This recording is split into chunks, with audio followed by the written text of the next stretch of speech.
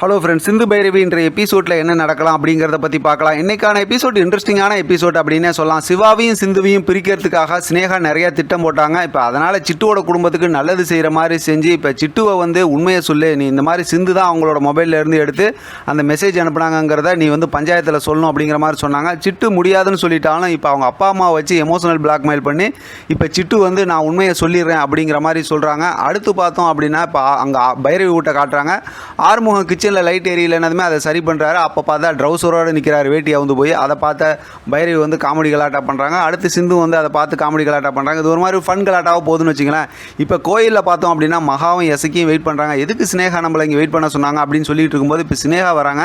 சிட்டுவோட அப்பா அம்மாவோட வராங்க. இப்போ ஸ்னேகா எல்லா விஷயத்தையும் சொல்லி சிட்டு பஞ்சாயத்தில் உண்மையை சொல்ல போகிறாங்க அப்படின்னு சொன்னதுமே இப்போ மகாவுக்கு ரொம்பவுமே சந்தோஷமாயிடுது.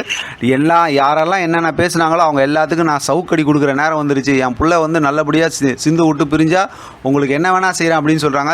அதே நேரத்தில் ஸ்னேகாவும் நான் லைஃப் டைம் செட்டில்மெண்ட் பண்ணுறேன் அப்படின்னும், அடுத்து நீங்கள் இன்றைக்கி உங்கள் வீட்டில் இருக்க வேணாம், என்னோட கெஸ்ட் ஹவுஸில் தங்கிக்கிங்க, ஏன்னா உங்களோட மனசை மாற்றிடுவாங்க அப்படிங்கிற மாதிரிலாம் சொல்லிவிட்டு இப்போ அவங்க கிளம்பி போயிடுறாங்க பஞ்சாயத்தை கூட்ட சொல்லி. இப்போ வீட்டுக்கு வந்த மகா அன்னபூர்ணி எல்லோரும் இருக்காங்கல்ல, எல்லாத்தையும் கூப்பிட்டு பார்த்தோம் அப்படின்னா இந்த விஷயத்த சொல்கிறாங்க. அப்போயே அன்னபூர்ணிக்கு ரொம்பவுமே அதிர்ச்சி ஆகிடுது. அடுத்து பார்த்தோம் அப்படின்னா ஆறுமுகத்தை கூப்பிட்டுட்டு நேராக அங்கே பைரவி வீட்டுக்கு போகிறாங்க. அங்கேயும் போய் இந்த விஷயத்தை பேசி உன் மேலே எனக்கு பெரிய நம்பிக்கை இருக்குமா, ஆனால் இந்த மாதிரி பஞ்சாயத்தை இந்த மாதிரி கூப்பிட்டு இந்த மாதிரி உண்மையை சொல்கிறேன் அப்படின்னு சொல்லியிருக்காங்க போது இப்போ அந்தாண்ட சிந்துவோட அப்பாவும் சொல்கிறார் நம்ம பிள்ளைங்களாம் அப்படி கிடையாதுன்னு சொல்லி அவங்க அப்பா அம்மா எல்லாரும் சொல்கிறாங்க.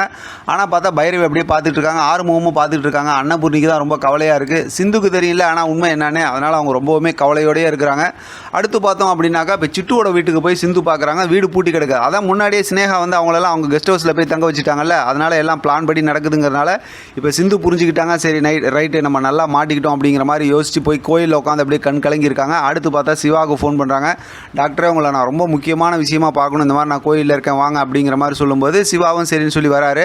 வந்ததுக்கப்புறம் பார்த்தா அவங்க அப்படியே சிவா சிந்துவை பார்க்கும்போதே சிந்து அப்படியே கண் கலங்கி அழுதுகிட்டு இருக்காங்க. சிவாவும் சிந்துவும் ஒருத்தரை பார்க்கும்போதே அப்படியே நம்ம கண்ணு கலங்கி போயிடுது, அந்த அளவுக்கு பார்க்குறாங்க.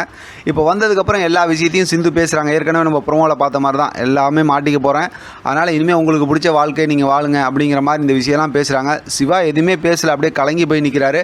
கண்டிப்பாக நம்ம சிவா சூப்பரான ஒரு முடிவு எடுப்பார் அப்படிங்கிறதுல எந்த ஒரு டவுட்டுமே இல்லை. அந்த அளவுக்கு ரொம்ப எமோஷனலாக தான் ஸ்டோரியை கொண்டு போயிட்டு இருக்காங்க. இது சம்மந்தமாக இன்றைக்கி ஒரு இன்ட்ரெஸ்டிங்கான ப்ரோமோ வரும்னு நான் எதிர்பார்த்துட்டு இருக்கேன். ஏன்னா நாளைக்கு ஃப்ரைடே எபிசோடில், அதனால் வீக்கெண்டோட எபிசோட் சம்மந்தமாக சூப்பராக ஒரு ப்ரோமோ வரும். ஆனால் அந்த ப்ரோமோ ஒரு ட்விஸ்ட்டாக இருக்காதுங்கிற மாதிரி தெரியுது. ஏன்னா கதையை லீக் பண்ண மாட்டாங்க. வெயிட் பண்ணி பார்க்கலாம் எப்படி ப்ரோமோ வருதுங்கிறத வச்சு அடுத்து நம்ம பேசலாம். இதை பற்றின உங்களோட கருத்து கமெண்ட் பாக்ஸில் தெரியப்படுத்துங்க. தொடர்ந்து ஆதரவு கொடுங்க. தேங்க்யூ ஃப்ரெண்ட், தேங்க்ஸ் ஃபார் வாட்சிங்.